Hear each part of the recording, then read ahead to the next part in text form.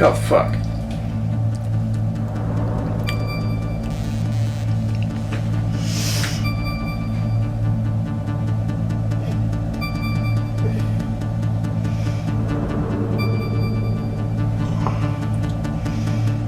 This was a mistake.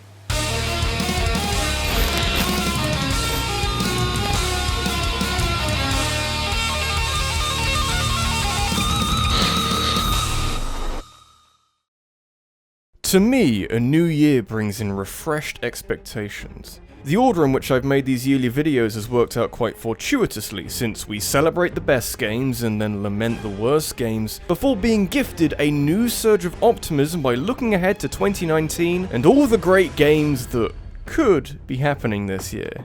You know, games might be changing from year to year with new trends coming in to replace the old ones, but something that will never change is my ability to misjudge when certain games will come out. I can't wait until The Last of Us Part 2 comes out when I'm a pile of dusty bones in the ground. Though of course waiting until the second week of February to make this video has its downsides, namely missing out on talking about a whole host of games that have decided to fill the void that is January with some genuine entertainment. If this video was being made a few weeks earlier, I probably would have mentioned Resident Evil 2 or Kingdom Hearts 3 because those are exciting video games. I suppose it helps tighten the focus a little as I look ahead to the next 11 months rather than 12, but even so I feel like I need to acknowledge some of the games that I can't talk about right now.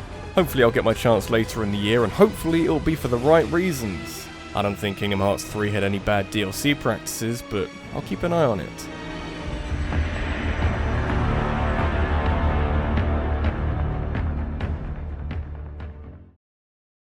Bandai Namco keep inviting me to play some of their video games. I'm very grateful, of course, and any opportunity to get acquainted with upcoming games from a big developer is something that I'm going to be naturally interested in, but for a while, they kept inviting me to play the same couple of games. I've played more Jump Force than I would ever want to, and I've worked out that Ace Combat is just too technical for me, I guess. I did also get some plenty of time with Soul Calibur 6, and even some free kendo lessons, so that's neat. But recently, Bandai have started showing off this weird crime investigation episodic thing that seems slightly too pretentious for its own good, but unique enough to pique my interest. It's called Twin Mirror, and the main character has a Sherlock Holmes-esque mind palace that he can explore. It's one of those games. But the demo I played recently was interesting and allowed you to pick apart a crime scene with the kind of meticulous detail that made the Batman Arkham games really entertaining in the same kinds of scenarios. There's a lot that can be done with this, and really a lot that still needs to be done with this when you look at some of the mouth animations and cutscenes, but I think Return of the Obra Dinn has got me really into this style of piecing together context from just a handful of clues. Twin Mirror is due to be an episodic series with the first episode coming out at some point this year. If you guys want to release this game when nothing else is coming out, that'd be great. Otherwise, I may struggle to prioritize Twin Mirror over anything else on this list. I guess we'll wait and see.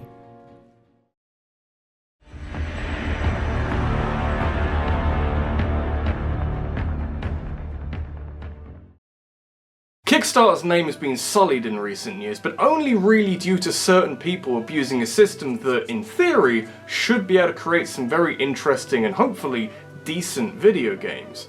Services like Patreon do work for content creators, so why can't Kickstarter be the place to go for developers in need of support? Though I guess if there's one thing that I don't like, it'll be an over-reliance on Kickstarter. It ties into the endless early access problem that a lot of fledgling video games suffer from, that the path of least resistance is viewed to be this heavy reliance on a huge amount of outside help to get a game over the line. Kickstarter has done some great things in the past, and so has early access, which is why I remain cautiously optimistic about Shenmue 3. You know, optimistic enough to think this game might not be terrible, but also realistic enough to think, yeah, it might actually be terrible. And whichever way you swing it, that makes it a game that I'm anticipating in one way or another. I don't quite have the same affinity for this franchise as I know a lot of others do, but I recognize how important the first two Shenmue games are, and how vital it is for this saga to be given a proper conclusion. Why exactly it took a Kickstarter campaign for Shenmue 3 to enter development and a further $7 million for it to maybe come out this year is beyond me. but I'm holding out hope that the 17-year wait was somehow worth it. Considering that we're now incredibly unlikely to get a third game for another iconic, pioneering gaming franchise, I feel like Shenmue 3 is important if just to reward this blind faith that fans have had for a very long time. Oh, just imagine how many QuickTime events this thing is gonna have.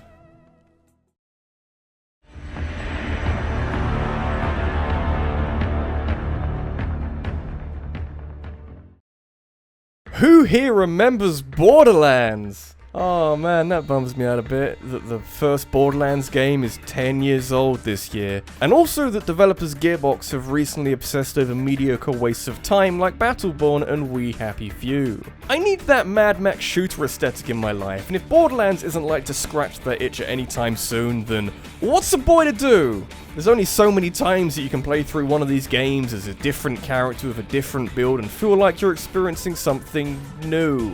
Is this why we're getting a new Rage game that, for once, looks like a game that knows what it wants to be? I played Rage 1 back in the day, and I can't remember playing a more by-the-numbers video game.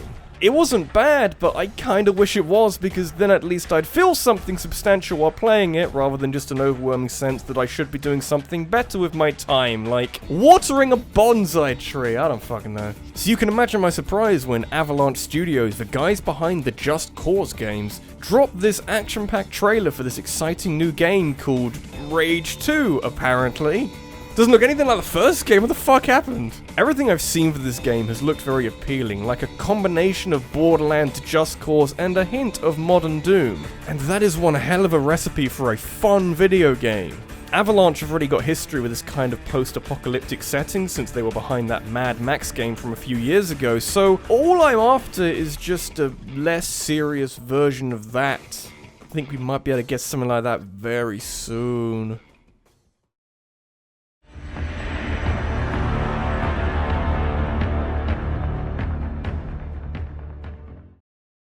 Game developers have gotten really good at making 2D platformers. I noticed this when I was playing through New Super Mario Bros. U Deluxe and how the most recent 2D entry into the trailblazing platforming franchise has been outdone by so many other games. Ubisoft has got Rayman Legends, the indie games market has got gems like Celeste and Shovel Knight, even Nintendo themselves have moved past 2D Mario with recent Donkey Kong Country games. Evidently, a lot of these games take heavy inspiration from Mario games of old while blending in creative ideas of their own. And few games have gone so crazy with unique ideas as Ori and the Blind Forest, one of the best 2D platformers you could ever hope to play. And they're making another one now. Before I played it, Ori and the Blind Forest seemed to have put most of its efforts on its visuals and creating bright and colourful environments to potentially distract you from what could well be underdeveloped game mechanics, but you know what? It's one of not many games out there that match stunning visuals with intuitive game design, and if you can give me another one of those, I'm gonna be pretty happy this year. When I got the chance to play a bit of Ori and the Will of the Wisps at Gamescom last year, it kind of washed right through me. It could be because it was near the end of a day that was full of playing lots of short demos for games, but with hindsight, I think I shrugged it off at the time because it was so like the first game. That is very far removed from being a bad thing, and I think the demo I played wasn't brilliantly suited to showing off some of the new features available in the sequel, like this fucking beam sword! Why didn't you show that off? The first Ori game was already a triumph for dynamic platforming mixed in with a Metroidvania style of knitting everything together, and I will happily take more of that this year. Although if you end up with another 10-minute prologue that serves only to ruin me, then we may have some problems. Damn ninjas cutting onions. Get your own fucking kitchen.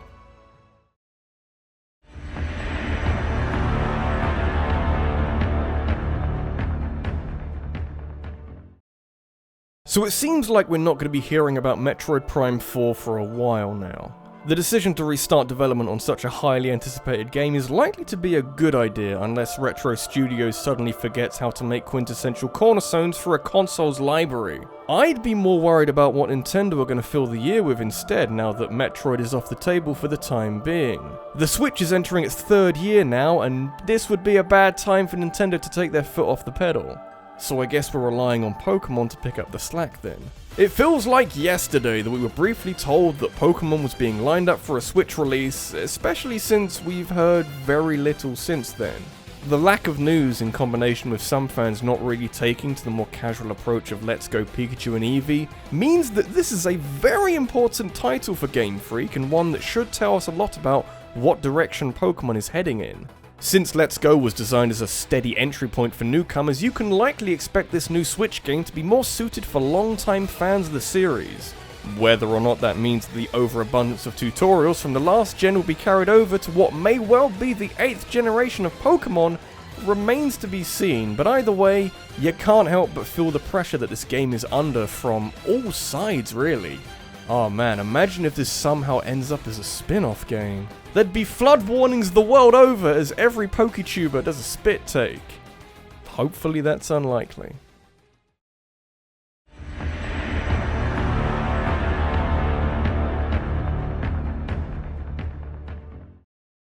By the time I got to EGX in September last year, I realised that I already had playtime clocked on most of the big AAA games that were being shown off there. So, rather than waiting a long line to play 10 minutes of a game that I already had experience of, I took the bold decision to focus entirely on indie games. There was a lot there, with most of it challenging my archaic perceptions of what video games should be and how they probably shouldn't be low-energy flower arranging games, but I did find a few gems that stuck out ahead of the rest. The Advance Wars-inspired Wargroove came out about a week ago, and while I can't put it on here, I will be bugging you about how great it is for a long time, so maybe think about getting it. Fortunately, I can always fall back on Untitled Goose Game, which I think most of the world fell in love with very early on. It's something we're seeing more and more from the world of indie games, that simply showing a concept is enough to gain traction among prospective audiences. And they simply don't come more eye-catching than, hey, do you want to play as an angry goose who goes around wreaking havoc amongst these innocent village people?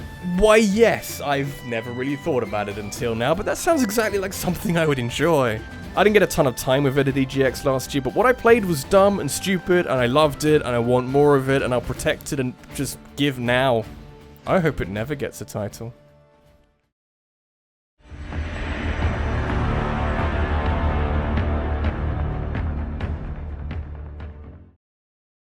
Oh, Bethesda, what went wrong with you?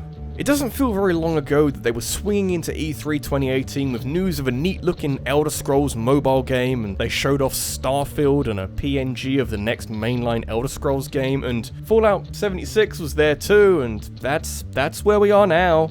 I can't remember a time when Bethesda's stock was so low among their player base as they desperately scrambled to put out Fallout 76's raging PR fire, but you'd have to say that this scale of fuck-up doesn't bode well for the future at all. Though, if Bethesda keep to the sidelines and let id Software do their thing with Doom Eternal, maybe things would turn out alright in the end. To say that 2016's reboot of the Doom franchise came out of nowhere and took everyone by surprise with its consistent level of quality would be a fair assessment to make, honestly. Just when it felt like the FPS genre had been milked dry by countless low-effort imitations, id Software reminded the world that first-person shooters can be fucking wild. And now they're making a new one, but now with even more violence, a new energy sword, and a goddamn grappling hook for just added everything.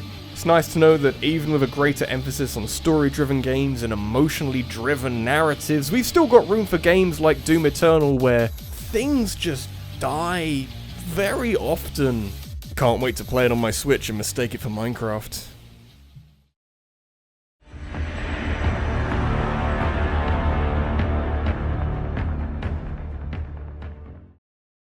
There seems to be a greater emphasis on developers giving fans what they want. I think it's a combination of hype culture, giving a game a great starting point, and also internet culture in general. It tends to dogpile on things that it doesn't like, and if you're making a game, you don't want the internet against you.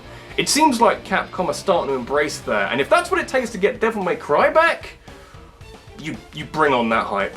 Oh. It makes a lot of sense to do this with Devil May Cry actually, at least on a theoretical level. The edge-ridden DMC Devil May Cry reboot didn't go down well with longtime fans of the franchise, and even though it wasn't a terrible game, it's generally not the best idea to abandon the type of game that got you fans in the first place. Like Nintendo's decision to backtrack on Metroid Prime Federation Force and give us 2022's Game of the Year, Capcom have decided to make a new Devil May Cry game with Dante looking less like an out-of-work waster and more like a crazed psychopath who's seen some shit in his time. Is this an acceptance that the reboot didn't actually resonate with as many people as Capcom would have liked? I'm gonna pretend that's what that means. And it's worth mentioning that despite the surface level tonal changes that DMC Devil May Cry brought in, Capcom also decided to tweak the combat and make it more brain dead for newer players. Luckily, these changes seem to have been reverted for Devil May Cry 5, and the distinctive line between main series and the strange reboot has been drawn by how the combat is handled. I've only played a small part of one level and was told to stop by people supervising the demo just as I reached a boss fight, but DMC 5 feels like it's made a successful return to the flashy but equally complex and often very difficult brand of combat that this franchise is known for. If you can make Dante likable again, we're onto a real winner here.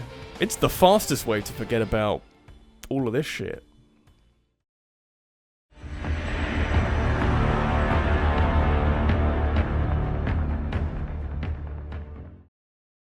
Ever since Nintendo released the Switch, there's been one game that I thought would be so perfect for the platform. We've seen the level of quality that Nintendo can reach with Mario, Zelda, and Smash Bros. When taken to their fancy hybrid console, so I for one think that something like Animal Crossing has a stupid amount of potential behind it. You want to talk how to sell consoles? Tom Nook knows a thing or two about closing out a sale. How do you think he came to wear such a snazzy cardigan? He plays the long game, and so should Nintendo. Animal Crossing was always better on handheld. That's not quite an objective fact, since everyone is entitled to their potentially shaky opinion that home console Animal Crossing games are where it's at, but being able to take your lively town full of animals and fish and debt with you wherever you went was absolutely huge for this franchise. You could argue that the home console games were better equipped for more ambitious game design, but now we have a console that does both. Animal Crossing can do whatever the hell it wants. Not to mention that this is the perfect opportunity to combine aspects from New Leaf and decoration options from Happy Home Designer, and maybe even pick up a few ideas from the mobile game. Why the fuck not? Just stay away from that party game and you'll probably make a good video game. I would want a quintessential Animal Crossing experience, and Nintendo now have the perfect platform on which to do that. I can't wait to take my crippling debt with me wherever I go. Again.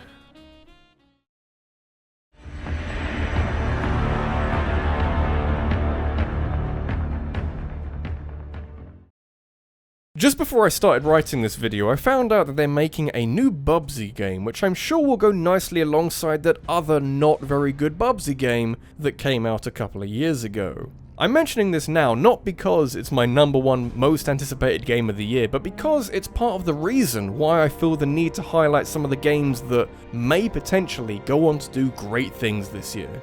Would I rather lament the concept of the ironic video game or lavish praise on From Software's latest installment that isn't shackled by being related to Dark Souls in any way? One of those makes for a far more interesting discussion.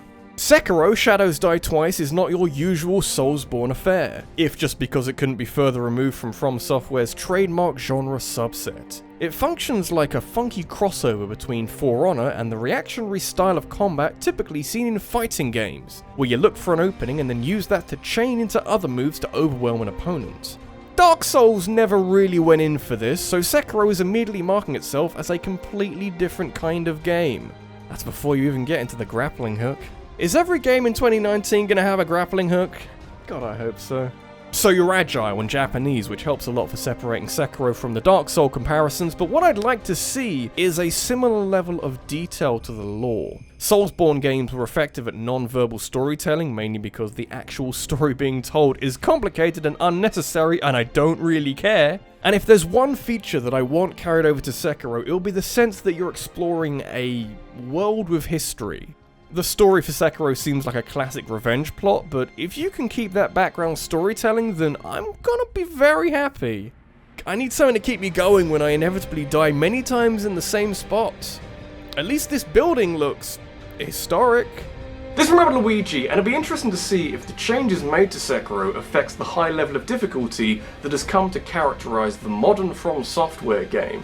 There's a lot more even-footing dueling going on in Sekiro, and from what I played in the demo, not as much fighting giant monsters. So hopefully Sekiro is different enough from Dark Souls while still retaining the difficulty that is now famous at this point. You know, otherwise I'll have to go to Animal Crossing for my difficulty, and that's not going to work out so well.